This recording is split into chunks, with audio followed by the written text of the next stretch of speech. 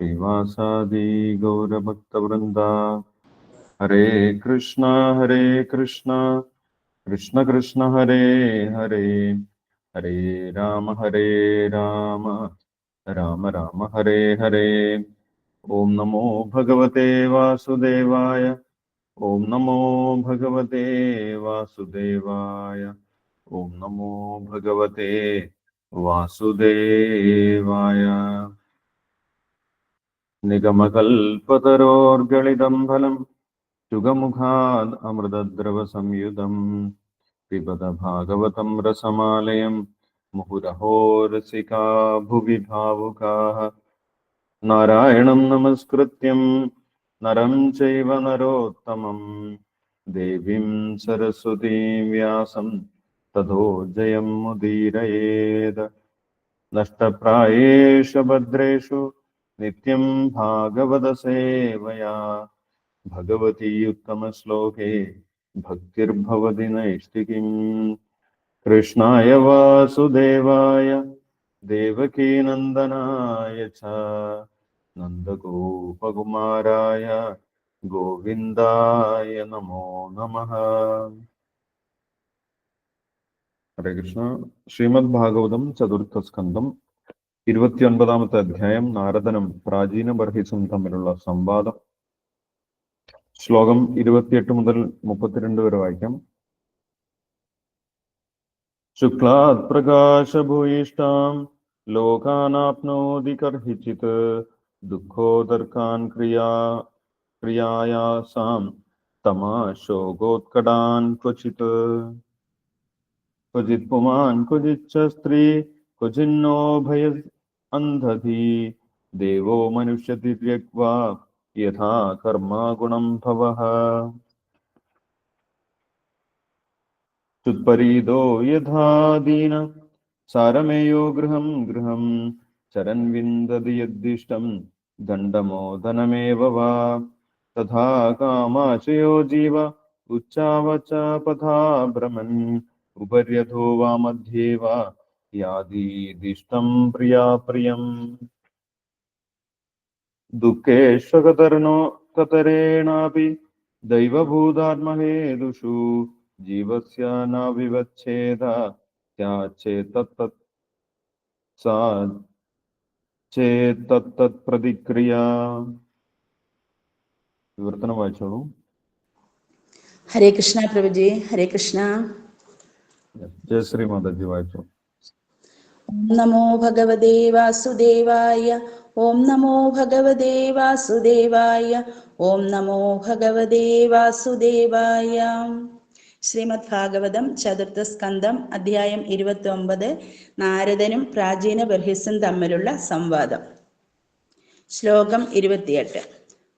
ശുക്ലാത് പ്രകാശഭൂയിഷ്ഠാം ലോകാനാപ്നോതി കർഹിചിത് ദുഃഖോദർഗാൻ ക്രിയായാസാം തമ ശോകോത്കടാൻ ക്വചിത്. വിവർത്തനം ജയശ്രീല പ്രഭുപാദ്. സത്വഗുണത്തിൽ സ്ഥിതി ചെയ്യുന്നവൻ വൈദികാനുശാസനങ്ങൾ അനുസരിച്ച് ഈശ്വര ഭക്തിയോടെ കർമ്മം ചെയ്യുന്നു. അതിനാൽ അവർ ദേവന്മാർ വസിക്കുന്ന ഉന്നത ഗ്രഹങ്ങളിലേക്ക് ഉയർത്തപ്പെടുന്നു. രജോ ഗുണത്തിന്റെ സ്വാധീനത്തിലുള്ളവർ മനുഷ്യജീവികൾ അധിവസിക്കുന്ന ഗ്രഹത്തിൽ നാനാതരം ഉൽപാദനപരമായ പ്രവൃത്തികൾ ചെയ്യുന്നു. അതേപോലെ തമോ ഗുണത്താൽ സ്വാധീനിക്കപ്പെടുന്നവർ നാനാതരം ദുഃഖങ്ങൾക്ക് വിഷയീഭവിക്കുകയും മൃഗങ്ങളുടെ രാജ്യത്ത് ജീവിക്കുകയും ചെയ്യുന്നു. ശ്ലോകം 29. ക്വചിത് പുമാൻ ക്വചിച്ച സ്ത്രീ ക്വചിന്നോ ഭയമന്ധതി ദേവോ മനുഷ്യത്തിര്യക്വാ യഥാ കർമ്മഗുണം ഭവ. വിവർത്തനം. ഭൗതിക പ്രകൃതിയിൽ തമോ ഗുണത്താൽ മറയ്ക്കപ്പെട്ട ജീവസത്ത ചില സമയത്ത് പുരുഷനോ സ്ത്രീയോ ഷണ്ഡനോ ആയിരിക്കും. ചില സമയത്ത് മനുഷ്യനും ചില സമയത്ത് ദേവനും മറ്റു ചിലപ്പോൾ പക്ഷി, മൃഗം മുതലായവയുമായിരിക്കും. ഈ നിലകളിൽ അവൻ ഭൗതിക ലോകത്തിൽ അലഞ്ഞു തിരിയുന്നു. പ്രകൃതിയുടെ ത്രിഗുണങ്ങളുടെ അടിസ്ഥാനത്തിൽ അവന്റെ കർമ്മങ്ങൾക്കനുസരിച്ച് കൈവരുന്നതാണ് അവൻ സ്വീകരിക്കുന്ന വിവിധ ശരീരങ്ങൾ. ശ്ലോകം 30-31.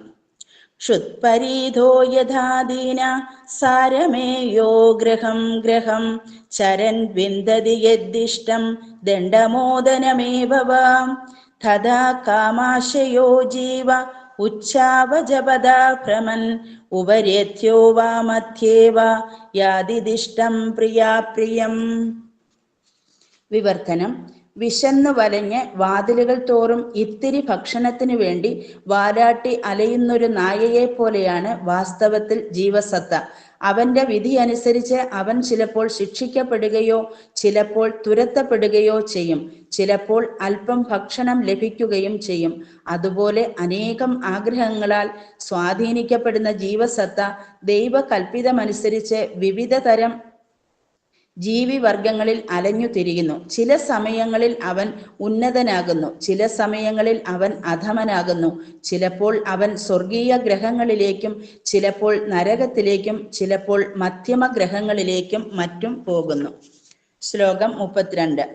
ദുഃഖേഷ്വേകതരേണാഭി ദൈവഭൂതാത്മഹേതുഷോ ജീവസ്യാന വ്യവച്ഛേദ സ്യാച്ഛേതത്തത് പ്രതിക്രിയ. വിവർത്തനം. ജീവസത്തകൾ ഈശ്വരേച്ഛയാലോ ഇതര ജീവസത്തകൾ മൂലമോ മനസ്സും ശരീരവും നിമിത്തമോ ഉണ്ടാകുന്ന വ്യത്യസ്ത ദുഃഖാവസ്ഥകൾക്കെതിരെ പ്രതിപ്രവർത്തനത്തിന് മുതിരുന്നു. എന്നിട്ടും എല്ലാ നിയമങ്ങളെയും പ്രതിപ്രവർത്തനങ്ങളാൽ ചെറുക്കാൻ സർവശ്രമങ്ങളും നടത്തിയിട്ടും പ്രകൃതിയുടെ നിയമങ്ങൾ ഉണ്ടാക്കുന്ന ബദ്ധാവസ്ഥയിൽ അവർക്ക് തുടരേണ്ടി വരുന്നു. ഹരേ കൃഷ്ണ കൃഷ്ണ കൃഷ്ണ ഹരേ ഹരേ, ഹരേ രാമ രാമ രാമ ഹരേ ഹരേ, ഹരേ കൃഷ്ണ കൃഷ്ണ കൃഷ്ണ ഹരേ ഹരേ, ഹരേ രാമ രാമ രാമ ഹരേ ഹരേ, ഹരേ കൃഷ്ണ കൃഷ്ണ കൃഷ്ണ ഹരേ ഹരേ, ഹരേ രാമ രാമ രാമ ഹരേ ഹരേ. ഹരേ കൃഷ്ണ പ്രഭുജി. ഹരേ കൃഷ്ണ. ഹരേ കൃഷ്ണ. Thank you Jayashree Mataji. ഹരേ കൃഷ്ണ. ഇവിടെ നമ്മൾ കാണുന്നത് ബ്രാഹ്മണന്റെ രൂപത്തിൽ വന്നിട്ടുള്ള ഭഗവാൻ പരമാത്മാവ് പുരഞ്ജനന് അല്ലെങ്കിൽ പുരാഞ്ജനന്റെ അടുത്ത ജന്മമായിട്ടുള്ള വൈദർഭിക്ക് ആത്മീയമായിട്ടുള്ള ഉപദേശങ്ങളെല്ലാം നൽകുന്നതാണ്. കഴിഞ്ഞ ശ്ലോകങ്ങളിൽ നമ്മൾ വായിച്ചിട്ടുണ്ടായിരുന്നു എന്തുകൊണ്ടാണ് ഒരു ജീവാത്മാവ് ഈ ഭൗതിക ശരീരത്തിലേക്ക് പ്രവേശിക്കുന്നത് അല്ലെങ്കിൽ ഭൗതിക ലോകത്തിലേക്ക് വരുന്നത് എന്ന് നമ്മൾ കണ്ടു. പരമപുരുഷനായിട്ടുള്ള ഭഗവാനെ മറക്കുന്നത് കൊണ്ടാണ് ഒരു ജീവന് ഈ ഭൗതിക ശരീരത്തിലേക്ക് വരേണ്ടി വരുന്നത് എന്ന് 26ാമത്തെ ശ്ലോകത്തിൽ നമ്മൾ വായിച്ചു. യഥാത്മാനം അവിജ്ഞായ ഭഗവന്തം പരം ഗുരു. പരമപുരുഷനായിട്ടുള്ള ഭഗവാന്റെ സേവനം മറന്ന് ഭഗവാനെ പോലെ തന്നെ ഞാൻ ആസ്വദിക്കാൻ പോവുകയാണ്, ഈ ഭൗതിക പ്രകൃതിയെ ഞാൻ ആസ്വദിക്കാൻ പോവുകയാണ്, എനിക്കും ഭഗവാനെ പോലെ സർവസ്വതന്ത്രനായിട്ട് ആസ്വദിക്കണം എന്ന് വിചാരിച്ച് ഭഗവാനെ മറന്ന് ജീവിക്കാൻ ആഗ്രഹിക്കുന്ന ജീവാത്മാക്കളാണ് ഈ ഭൗതിക ലോകത്തിലേക്ക് വരുന്നതും ഭൗതിക ശരീരങ്ങൾ സ്വീകരിക്കുന്നതും എന്ന് പറഞ്ഞു. ആ ഭൗതിക ശരീരം സ്വീകരിച്ചാൽ തന്നെ ആ ജീവാത്മാവിന് 3 തരം ദുഃഖങ്ങൾ എന്തായാലും അനുഭവിക്കേണ്ടി വരും എന്ന് നമ്മൾ കണ്ടിട്ടുണ്ടായിരുന്നു. ദൈവഭൂതാത്മ സംഭവേ 25ാമത്തെ ശ്ലോകത്തിൽ പറയുന്നു. ദൈവഭൂതാത്മ സംഭവേ, പ്രകൃതിയിൽ നിന്നുണ്ടാകുന്ന ദുഃഖങ്ങൾ, അതേപോലെ മറ്റു ജീവജാലങ്ങളിൽ നിന്നുണ്ടാകുന്ന ദുഃഖങ്ങൾ, അതേപോലെ സ്വന്തം ഉള്ളിൽ നിന്ന് തന്നെ മനസ്സിൽ നിന്ന് തന്നെ ഉണ്ടാകുന്ന ദുഃഖങ്ങൾ, ഇങ്ങനെ ത്രിവിധ ക്ലേശങ്ങൾ 3 തരം ദുഃഖങ്ങൾ എന്തായാലും ജീവാത്മാവിന് അനുഭവിക്കേണ്ടി വരും. ആധ്യാത്മികം, ആദിദൈവികം, ആദിഭൗതികം എന്ന് പറഞ്ഞ് ഈ ദുഃഖങ്ങളൊക്കെ അനുഭവിക്കേണ്ടി വരുമെന്ന് പറഞ്ഞു. അപ്പോൾ അതിന്റെ അടിസ്ഥാന കാരണം എന്താണ് എന്ന് പറഞ്ഞു. പരമപുരുഷനായിട്ടുള്ള ഭഗവാന്റെ സേവനത്തിനെ മറക്കുന്നതാണ് ഈ ദുഃഖത്തിന്റെയൊക്കെ കാരണം. പരമപുരുഷനായിട്ടുള്ള ഭഗവാന്റെ സേവനം കൂടാതെ, ഭഗവാനെ സേവിക്കാതെ, ഭഗവാനെ തൃപ്തിപ്പെടുത്താതെ ഒരിക്കലും നമ്മൾക്ക് ഒരു ജീവാത്മാവിന് ആ ദുഃഖങ്ങളിൽ നിന്ന് പുറത്തു കടക്കാൻ സാധിക്കുകയില്ല എന്ന് ബ്രാഹ്മണൻ പറഞ്ഞു കൊടുത്തിട്ടുണ്ടായിരുന്നു.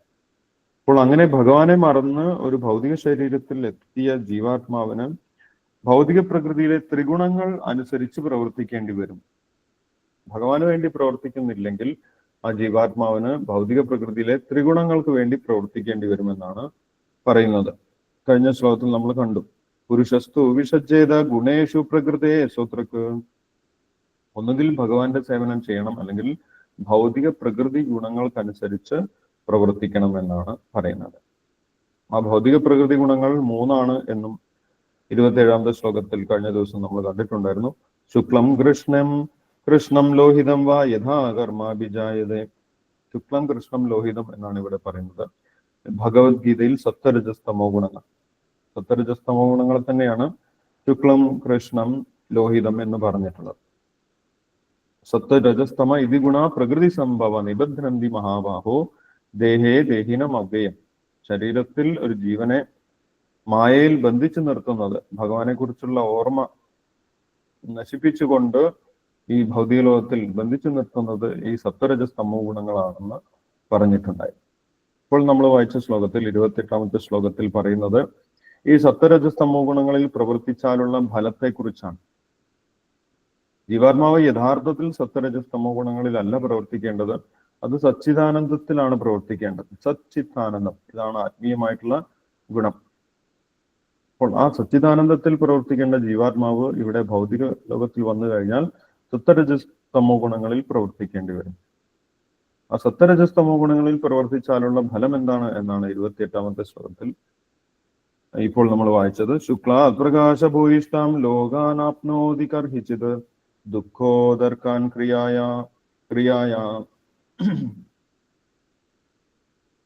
ക്രിയ ആയാസാൻ തമശോകോത്കടാൻ ക്വചിത്.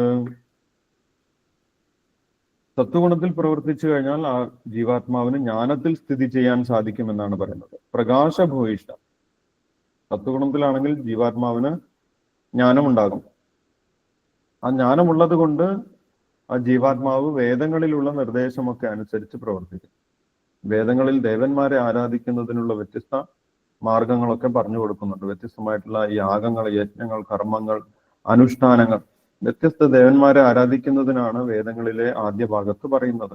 ത്രൈഗുണ്യ വിഷയാ വേദ എന്ന് ഗീതയിൽ ഭഗവാനും പറയുന്നുണ്ട്. അപ്പോൾ സത്വഗുണത്തിലുള്ള ഒരു വ്യക്തി വേദനിർദ്ദേശങ്ങളൊക്കെ അനുസരിക്കും, അങ്ങനെ ദേവന്മാരെയൊക്കെ ആരാധിക്കും. സത്വഗുണത്തിലുള്ള വ്യക്തി ദേവന്മാരെയാണ് ആരാധിക്കുന്നത് എന്ന് ഗീതയിലും പറയുന്നുണ്ട്. യജന്തി സാത്വിക ദേവാൻ എന്ന് പറയും. യജന്തി സാത്വിക ദേവാൻ യക്ഷരക്ഷാംസി രാജസ എന്ന് പറയും. രജോഗുണത്തിലുള്ളവർ രാക്ഷസന്മാരെയും സത്വഗുണത്തിലുള്ളവർ ദേവന്മാരെയുമാണ് ആരാധിക്കുന്നത്.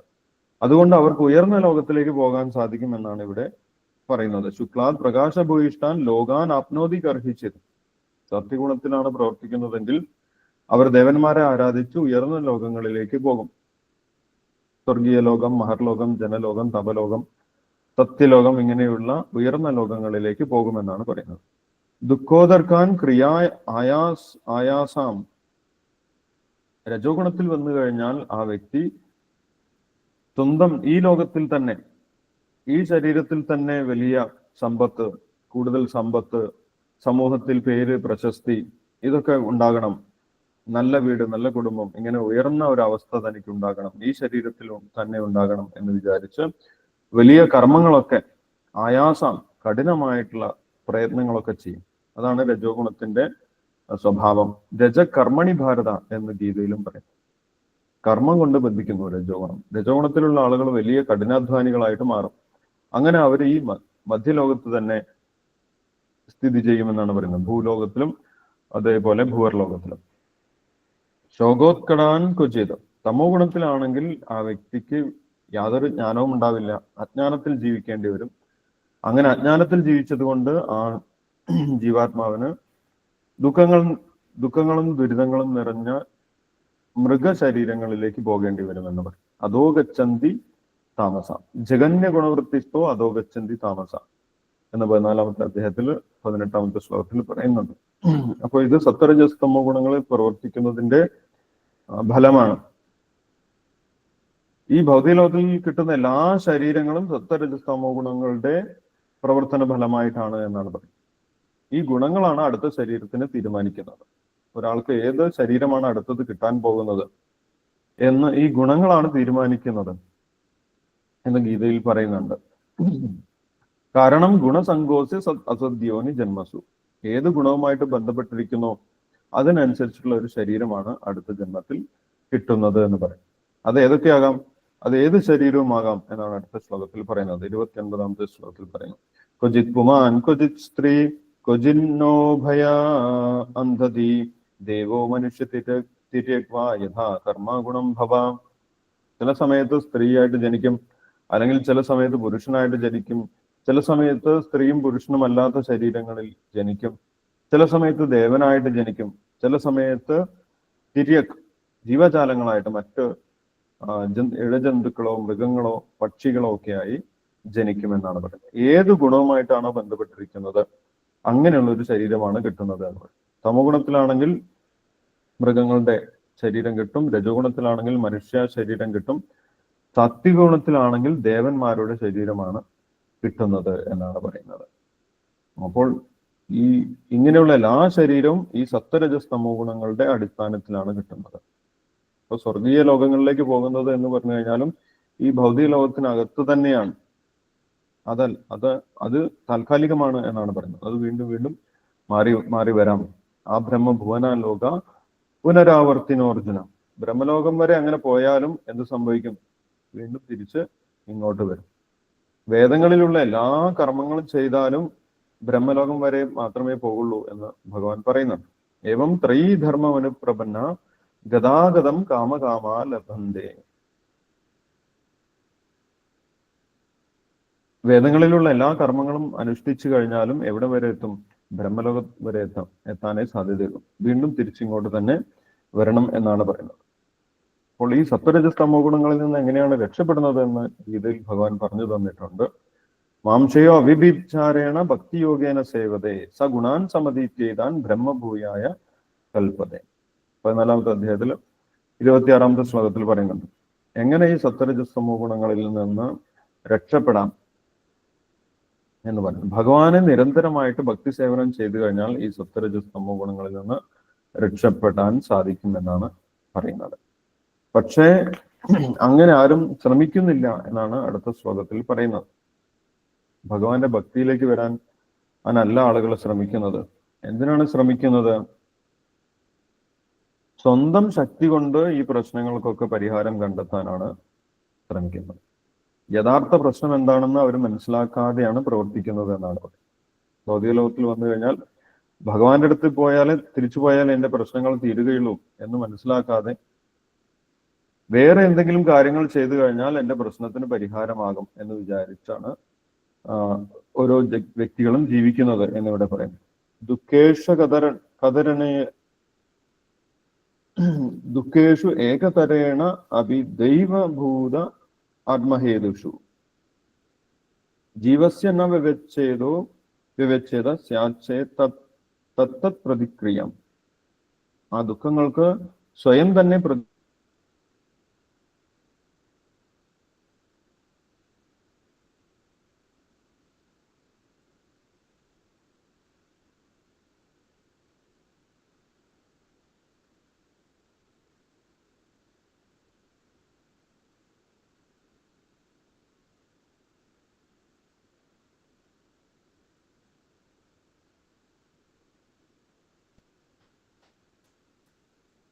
ഹരേ കൃഷ്ണ. കേൾക്കാമോ?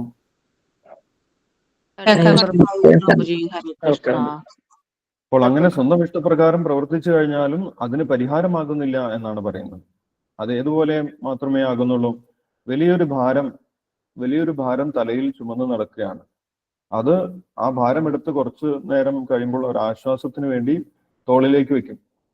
തോളിൽ വെച്ച് കുറെ നേരം നടന്നു കഴിഞ്ഞാൽ അത് വീണ്ടും തലയിൽ വെച്ചാൽ ആശ്വാസം കിട്ടുമെന്ന് വിചാരിച്ച് തലയിലേക്ക് വെക്കും.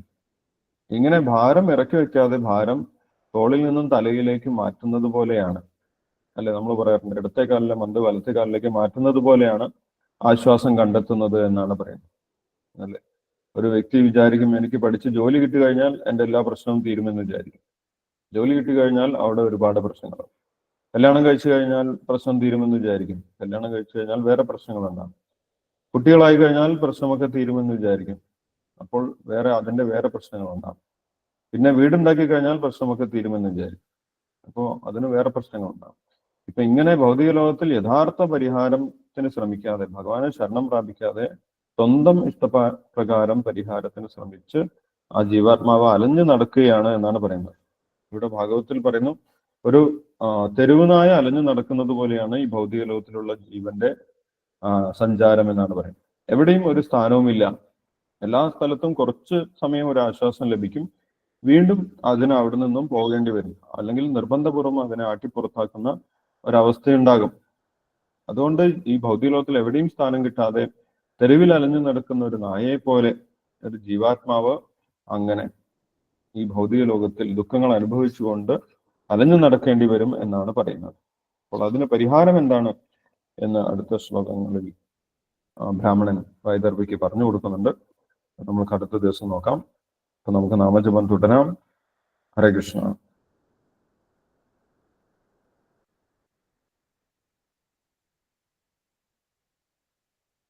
ആരാണ് ജപിക്കുന്നത്?